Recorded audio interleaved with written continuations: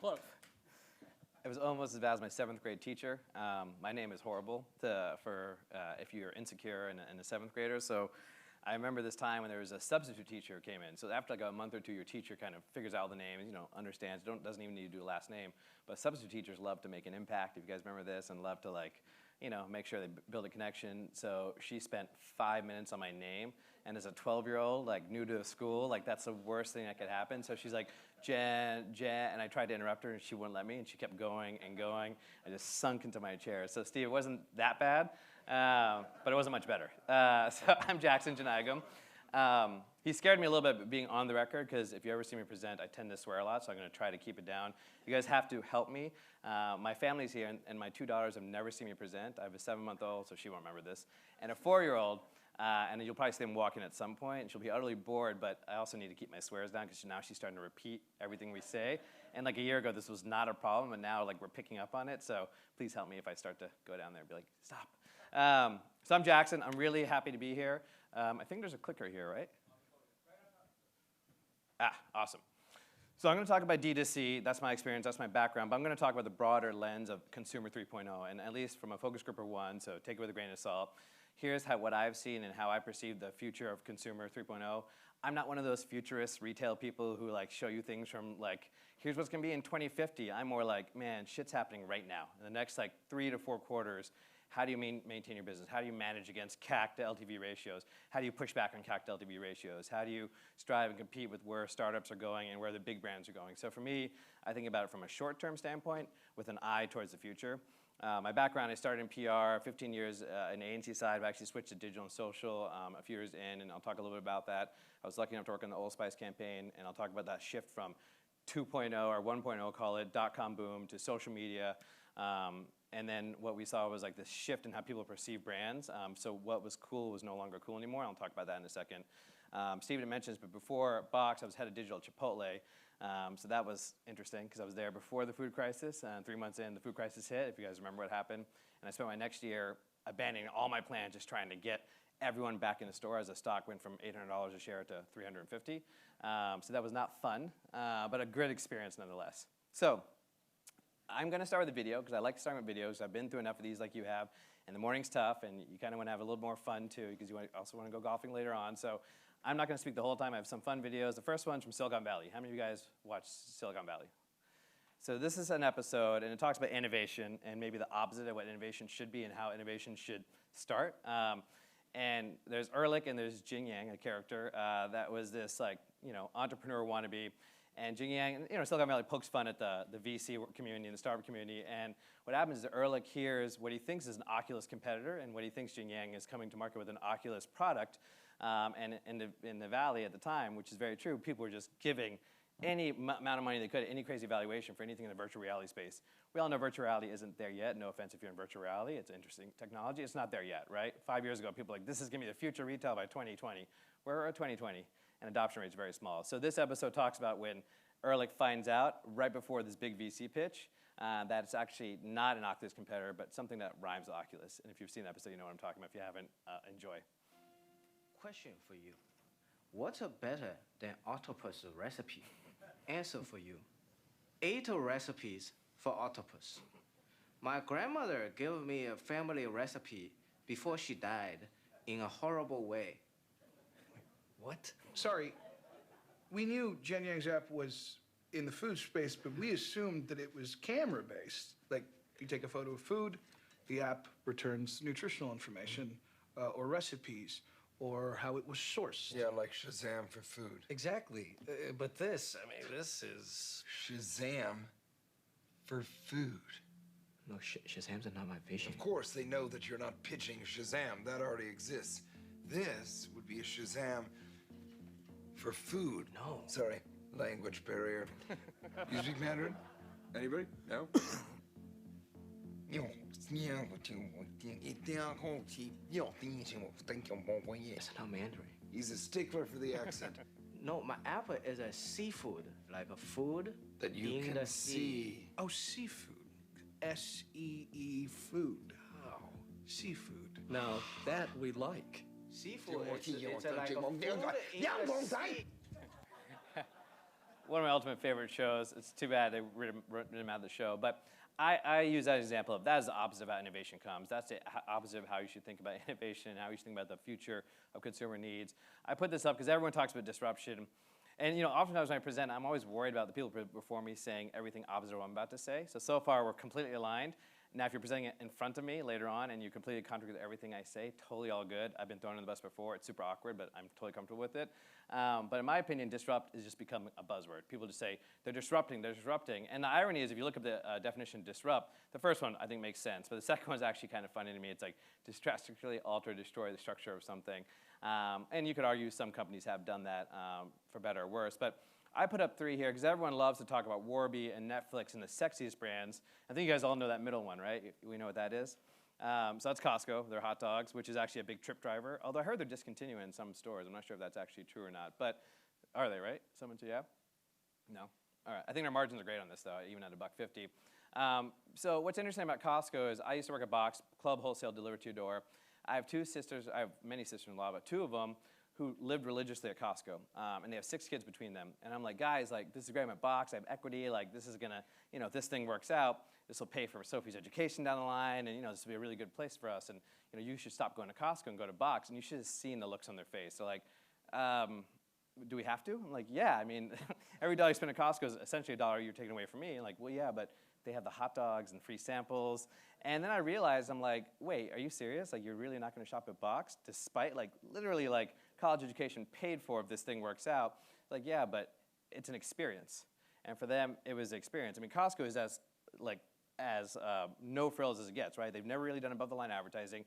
You could argue the branding sucks, right? They've done nothing to invest in it, but how have they won the customer over and how they continue to be one of the highest valued stocks in Wall Street is that customer experience. I mean, Wall Street is so bullish on them despite all the trends going the opposite. I mean, they don't hire from anyone from outside. They're barely starting to invest in e-commerce. And yes, they turn in e-commerce. They did $4 billion in a year, but that experience is not great. But when you talk to people who go to Costco, and this actually holds true for some younger people too, it's that physical experience. When they walk through, it is samples, it's a navigation, it's a way they get you to, I'm gonna go in for one thing. None of us come out of there with one thing. You come out of there with 10 things, like what the F? I said F, I'm very proud of myself there.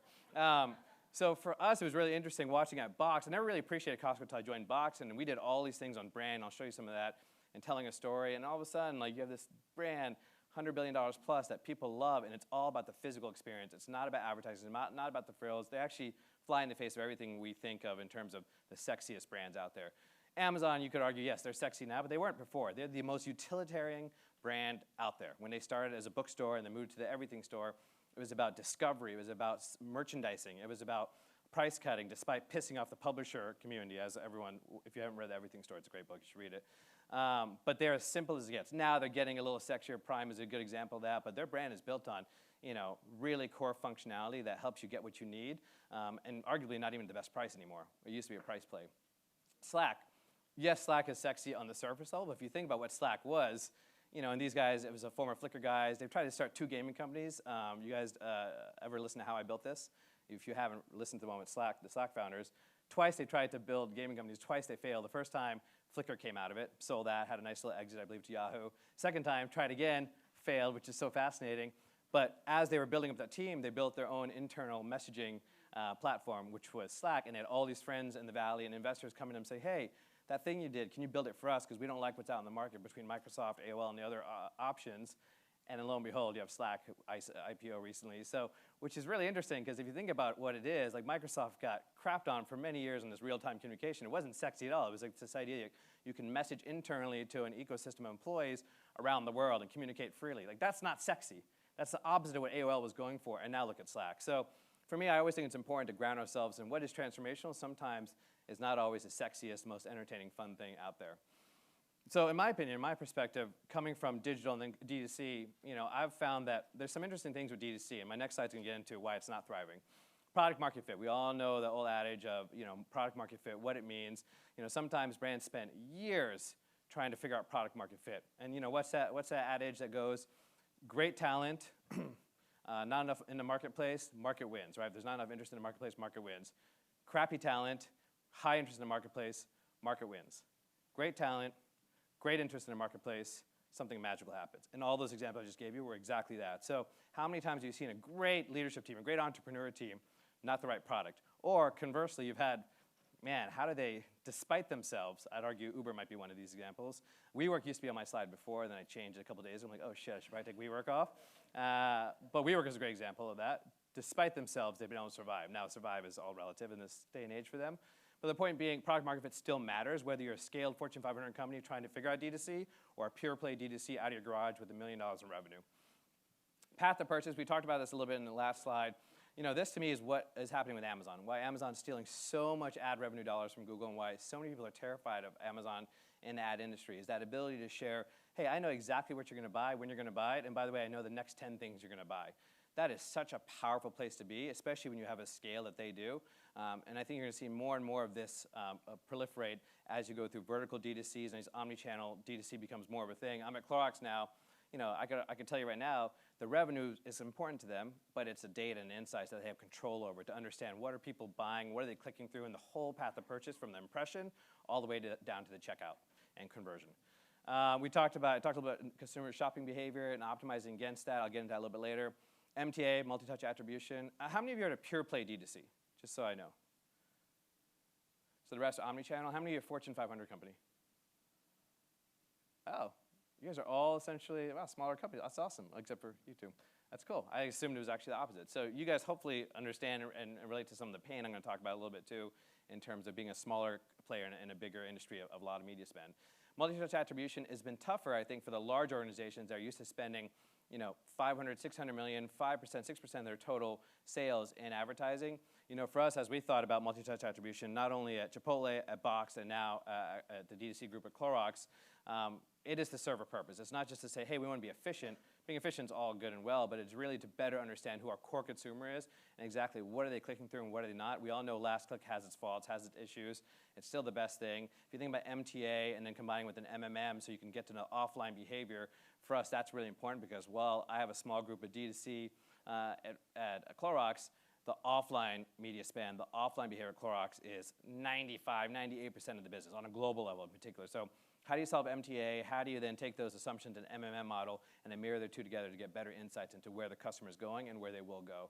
Also something I think Amazon's early on to. By the way, I wouldn't be surprised if Amazon buys an offline attribution partner to solve this before anyone else. I really want in the next 1 or 2 years. And also why Google didn't buy Fitbit just for the technology, right? Google, arguably, you'd say there's a path to play in terms of the data and what offline data you're giving back to Fitbit and Google and how they use that to better monetize. You know, taking risks constantly, I think that's an obvious one. You know, what we've done, and I'm starting to do this again at Clorox, is forcing integration. I think some of the larger companies, and it sounds like many of you are maybe at smaller, mid-sized companies, you'll see the creative teams, you'll see product teams, you'll see tech teams. Ah, shit, you'll see this at startups too. Oh, my bad. That's my daughter back there, Sophie, hi. And my wife, and little one, Adley, my wife, Hong. So now I'm going to keep my language really, really G. What you'll see is a lot of teams, and even early stage startup, especially if the entrepreneur tends to lead one of the functions. So you say you have a founder who runs product and you have a founder who runs engineering. All of a sudden, as you scale and grow, you'll see those teams separated. And that's a shame, right? No one can tell me, and I would love to debate this with you guys, that growth and product aren't hand in hand. How many times have you thrown away great creative, even though it's driving traffic because it wasn't converting, because your CAC was through the roof, because it was a low LTV customer, because AOVs were 20% below the average? You're going to tell me that product experience doesn't connect to that, but so many times I've been on the interview side, I've been in enough networking events, I have enough friends at startups from both coasts to know that it's kind of amazing how product and growth tend to be so separated. And there's this church and state and there's this territorial piece, but man, if you want to solve all those challenges that Steve had in his slide, product and growth have to be hand in hand. I'd argue maybe under one roof, one manager, one leader. So for me, that's something that's really powerful. And creative's the other one. For forever, it was about utilitarian performance. If ugly wins, that's the creative you go with. Forget the brand. Brand was a dirty word for a lot of entrepreneurs, for a lot of VCs. Like, we're not here to build brand. We're here to perform.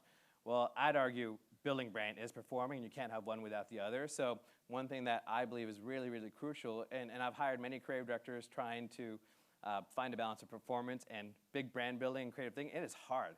Those people are hard to find. And what I found is you actually have to, for the most part, or overpay to go get someone who was at a Warby, Airbnb, and Etsy. You have to go get someone and train them from ground up because they bring the creative thinking, but they don't really understand that balance of performance, and sometimes they don't care. So one thing I think is truly important is that creative in support of performance and brand building on product and the growth side. And I'd argue that might be one of the biggest things that a lot of startups, a lot of e-commerce companies just can't get around. And for the omni-channel, for the bigger brands, it's even harder. I face this at Clorox sometimes where it's about building a brand, it's about big research, it's about this is who we are, this is what we're talking about, it's gonna take us 6 months to launch creative. And for me, I'm like, well, how do we iterate? How do we test some things? Maybe the assumptions we have from the third-party research we just did aren't accurate. So it's that balance of give and take. And I'm lucky enough that that's why they hired me. And at least for now, they tolerate me in terms of pushing back and finding that balance between that and this.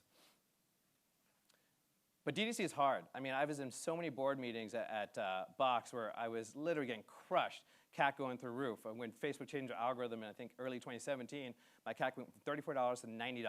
We did nothing different, nothing. We lost some data partners. Nothing else was different. And finally, I sat down for 3 quarters again, getting my butt kicked. I was like, guys, this is hard. This is no longer, 2014, you could go spend X dollars on Google and X dollars on Facebook, and you knew exactly what you get. You could predict the CAC, you could predict the revenue, and it scaled, right? And then you throw in some affiliate, and then you were good. Now, man, I would tell you, it is so hard because you have the big dogs competing for the same eyeballs to drive conversion, everyone from the Nikes and the Gaps of the world. Then you have the smaller players all spending, especially the ones who raise B or C rounds, getting an influx of a crap load of money, and all that money, 8% of money, is not going to engineering or product, it's going right into acquisition testing. So this purgatory of startups between $50 and $200 million, in my opinion, is a really fascinating space, and they're all spending there along with the big Fortune 100 companies and all the startups. So that's continuing to become a challenge. And of course, Amazon is a competitor, whether you want to admit it or not, in terms of eyeballs, in terms of ad spend, in terms of traffic. What I've also found interesting is what's old is new and what's new is old. Organic actually matters, right? Organic search, right? Impacted by, obviously, your tagging and your hierarchy structure and your product experience. But PR, I mean, digital PR in particular, online PR, backlinked in, right? A lot of times people say, oh, we got a bunch of PR, but the publishers don't backlink in, and you lose the SEO value. So critical. I mean, what are people doing? How many times do you guys search something and not even type in URL, you know what you want, you search it, you skip the URL bar, you skip the search ad, even though it takes you exactly what you want, and you go to the organic link. I don't know about you, I do that all the time. Maybe I don't want to attribute or give up my data, but I'm like, forget that, I'm going right here, and it took me to the same place. That mindset of organic credibility is so critical. This also applies to influencers, and we'll talk about that a little bit later, but influence is not just, hey, I'm going to pay X dollars to a micro influencer, forget the Kim Kardashians of the world, to get someone to talk positive on brand. To me, it comes out of loyalty. Your loyalty program, your rewards program, whatever you want to call it, how do you get them to talk openly at brunch, at dinner, with their friends and family because they love the experience? Tony Hsieh did this famously in the early 2000s with the customer experience. What's the modern day evolution? I think Tom's and Warby did a good job of this 10 years ago. What's that modern day evolution? I'll tell you what we did at Box and why we feel like that was a really important shift in terms of values and what leadership and what people mean in this day of heightened sensitivity. Physical. I don't believe there's pure play DTC. I don't believe retail is dying. 5 minutes already, Steve? Oh, man. I do think if you read the Washington Post article yesterday, the Gap CEO just got let go. That's like the 4th or 5th large retailer CEO to get let go in the last 6 months. There's a really interesting trend happening. But I don't think pure play D2C is the answer. I think you're going to see much more of a complementary shift between offline and online. And ironically enough, traditional tactics still work. Direct mail, sponsorship, PR, above the line, programmatic, direct mail actually. I see Pebble-Post, my friends at Pebble-Post are here. So I think you'll start to see this full cycle of offline to online coming together. And I'll talk a little bit about this in terms of more and more critical that companies stand for something more than profit. So I was going to talk about the Old Spice campaign because this was kind of like post .com boom, what happened in social media. Man and a horse, 200 videos in 2 days. It was an amazing experience. I'd argue that wouldn't fly now because that was all about fun and engaging. I think people want to see more.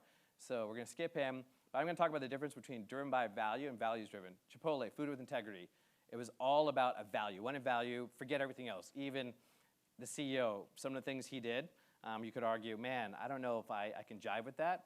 But you believed in the product, you believed in the experience. What we're seeing now is this. And I'm going to skip right to this video here because of my time. And this basically articulates what I think is the future in terms of what people want to see from a leader, leadership, and companies. So we've got a big announcement to make today. A lot of people here, a lot of expectations. No one knows what's about to happen. Neither do I. I just hope it goes well. Thank you, everybody, for coming. Any guesses on what we're going to do? Not at all? Okay. It's been a long ride for all of us. You guys have all started to become part of the family. We thought about what else can we do and what else can we kind of offer to people. Sorry if I get a little emotional. So Marcel, just the other day, Marcel ended up crying at the packing tables during the middle of his shift. We found out later on that Marcel's mom is not doing very well, right? And so, you know, he's worked 7 days a week, double shifts, trying to pay for a wedding that he wants his mom to attend, even though she's not doing so well, right? No one that works at this company should feel pain like that. I thought about what can we really do to help you guys and help other people in the company. And so we got you to come out of work, and we got all these people here because we want to tell you that we'd love to pay for your wedding so that you guys can have it.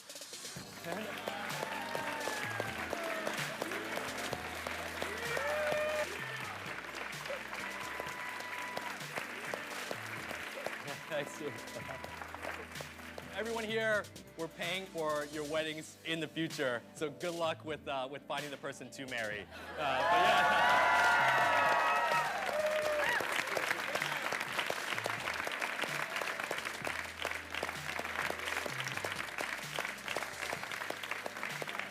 Congratulations, Marcel. Congratulations, Tara. Welcome to the Box family. This is how we treat our own. It's going to be an awesome wedding, and we can't wait to all be there to crash your wedding.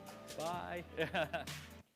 I'd argue that's more valuable than what Old Spice did. Despite Old Spice going from number 3 to number 1 in marketplace and staying there, that's what people want to see. Vulnerability, something that matters, something you can relate to. Whether you're on the right or left side, I don't care. Whether you have a certain religious affinity, whatever you believe in, that's not what matters. Look at Travis.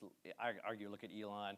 Look at Adam, and I had this conversation with some friends. Do you think like Richard Branson's old style of managing, Jeff Bezos' old style of managing, Steve Jobs' old style of managing, yes, they're visionaries, they're geniuses. Would that fly now if they built a business now? The stories you've heard about them, even Bill Gates, the way they treated people, the way they talked to people. I'm not sure. I mean, they are such insane geniuses. Maybe it would, but I'd argue there's something happening right now in the landscape with companies. I don't care if you're DTC or retail. It's a shift, and it's going to continue to happen. Doesn't mean you sacrifice profits or revenue, but I think it's a shift in how people think. These are some others. You can take a photo of these. I kind of hit on this. I think balance of short-term or long-term is actually really important, and being able to adapt and being true to yourself are also key. I saw us at Chipotle on the negative side. We weren't very good at this. I can tell you a break more about that when I'm not on the record. But being true to yourself is really important, but I'd argue executive accountability matters. And then I have the slide for you, what this means for you, because oftentimes people say, well, what does that mean for us? I'm at AT&T, I'm at Nike, I'm at Warby, I'm at this company. We're not exactly there. So I kind of summed up a few things. I have a great Blockbuster example, which I can talk about in Guilt, which I think is an interesting story of one that lost sight of who they were and their focus, and also the marketplace changing on them. But I would say the biggest thing is, if you're a larger company, identify your misfits. These are the people that don't fit. They're not viruses. They're not haters. They're the misfits that think differently, that challenge you, that do it respectfully, but are the ones that are like, man, they're onto something, but it's not going to work here. Instead of saying, you know, you're maybe not a fit here, let's figure out how we can make you a fit here so you can help drive innovation, drive change, drive thinking differently. Finally, this is a slide we put together, a box for investors as we look into scale in Series C. I thought it was a really great example of how to sum up what matters. I know it's obvious probably to many of you, but it is amazing how you get lost in the day-to-day execution. Great execution, ease of use, product market fit, right product offering, great service experience. I mean, I don't care what generation or what decade we're in, where technology is, in the 20s, in the 50s, in the 90s, in 2090, when I'm long gone, like this stuff will still matter. It's just the means, the vehicle to how you receive it and engage it, and maybe arguably the people who are the face of it, that might change a little, but other than that, I'd argue this is the biggest thing. So I flew through that, sorry about that. I'm happy to chat later on. Thank you for your time, appreciate it. Jackson, hang on. I want to give time for questions of Jackson.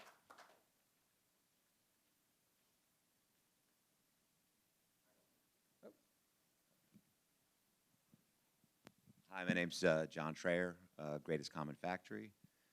Jackson, on that last piece for Boxed with the video, which was, I think, a really good video and a good heartfelt thing to do for the employees. Do you think, and I know that you said that had more value than the Old Spice campaign. I know that a lot of DTC brands and some of the smaller ones that are probably here have a founder speaking about what the product's doing on behalf, you know, why they're doing what they're doing. Mm-hmm. When you talk about Elon Musk and things like that, isn't there a sort of a casting in there though? Like I feel like he was authentic and it was real, and it didn't feel pandering or anything like that. But I think it's a fine line between. I just want to ask you your thoughts on that, like in terms of When is it appropriate? What should you talk about? Yep. You know, those kinds of I things. think there's a difference between, totally, it's a very valid point. I think authenticity and transparency is key. I think the key distinction is, are you an operator or are you the face? If you're an operator trying to motivate people, lead people, manage people, I'd argue, despite being transparency, and I'm using his, I'm picking on him, but like, I know enough people at Tesla to know, like, it can be very challenging working for him, right? And I would argue that where we're going might be a little differently. I think HR is going to be a critical function more than it ever has been before. And if your head of HR is reporting to your founder or CEO, that's a mistake. So I think the difference is if he's out there as a face, raising money, speaking, not bad, maybe not tweeting, but everything else. But I think as you're an operator, and I've seen this firsthand, if you could have those authentic values but still be a jackass. And I think what we're seeing now is people aren't going to tolerate that. So I think the balance, how do you find someone to complement him in that example, who can be an operator, day-to-day president, CEO, and you're seeing more of that, who can run the business while letting him still be who he is, but in a different capacity. One of my favorite examples is Everlane. You guys saw Everlane. We pulled out the Paris Agreement Accord, which is troubling. They donated $50,000. Not a huge amount of money, but they're a private startup. I don't know if they're profitable yet. They're completely transparent in their COGS, their supply chain, and their founder is amazing. I've heard really amazing things about how he operates as well. So, that's a different example where it's like they're so true to who they are, kind of similar to Patagonia, but I would argue more authentic. I mean, you haven't seen that transparency in supply chain, in my opinion, in the apparel world ever. So I think they're an example of a founder who can do both. But yeah, I wouldn't want to strip Elon away from that if I was advising him. But there's a balance of where you can be the operator, leading, inspiring teams in this day and age. And I'd argue with Gen Z coming up, they think about things very differently. I don't think they have the patience for that crap, personally, from the early data that we're seeing. Is the Consumer 3.0 concept really applicable as we start moving out of sort of those core D2C audiences of people like me who are sort of middle class educated, Allbirds wearing tree huggers,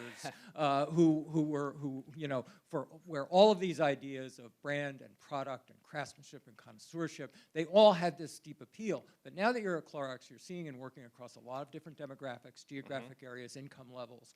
How does that translate there? Are there other, as you start moving outside of those sort of core, blue state, core constituencies for the D2Cs, is there any real variation there when it comes to some more traditional brand values of product attributes, costs? Absolutely, and I agree. I think that last slide is why I hit on that. It's a good question, Steve. And by the way, my reference is North America specific. I think on a global level, it's a varied scale in terms of what we're seeing. And yes, it's definitely starting in the coasts. What we're seeing, I think packaging sustainability, post-waste, everything eventually biodegradable products, 100% I think will be where we're at. But it's not going to happen overnight. Like, are you going to see that in Arkansas, Oklahoma, Iowa, North Dakota right away? Probably not. So I do think the core attributes still matter, even arguably on the coast, blue states. Although if you see the data on blue versus red, it's actually not the states. It's really the metropolitan urban areas and college areas. And then you go outside, and it's very red even in New York, where I'm from originally. So it's fascinating. But my point being is I think what you're going to see is value still matters, but value isn't about saving 50 cents. For some people it is, and that's why Walmart will always be there. But the larger perspective, what is value? What is the value you're giving me? Now, yeah, sure, if you're a low consideration product, maybe that value is you're just a trash bag. But I'd argue that scales up as you think about the product in a medium consideration set. Like, what is, where I do a lot of health and wellness is supplements. There's maybe a little more thought process there, and I think the value is perceived in the brand ethos, how I can connect with the brand. So that stuff actually still matters. And I'd argue what still matters is, does it work? Is it efficacious? Can I rely on it? I have a 4-year-old daughter, as I mentioned. I have pouches. These pouches she loves. Absolutely loves them. If you have kids, you know how this works. If I don't have that one pouch that she loves, I am dead in the water. There's no, my morning is effed all to hell. And it's an 80-cent pouch, 70-cent pouch at Amazon per SKU count. And I have to have 100 of these. So I'm on Box doesn't have it, Costco.com doesn't have it, Amazon has it. I overpay for it. So for me, efficacious, that's the value. I almost don't care about all the other pieces of it, because for me in that moment, I need that pouch. That's the only flavor she eats. So yes, there's a scale there. So I'd agree with you, Steve. I think there's a push there that we have to figure out. Allbirds is a unique example, but I think once you get into more low consideration, that scale is more traditional, if that makes sense. It's all about the 4 Ps from that perspective. Jackson Jeyanayagam, thank you. Do we have another one? Let's go up front. Let's get one more in. Hi, Dan Kidd with Data Wallet. You had some great examples about values-driven, but they tend to be very focused internally in companies.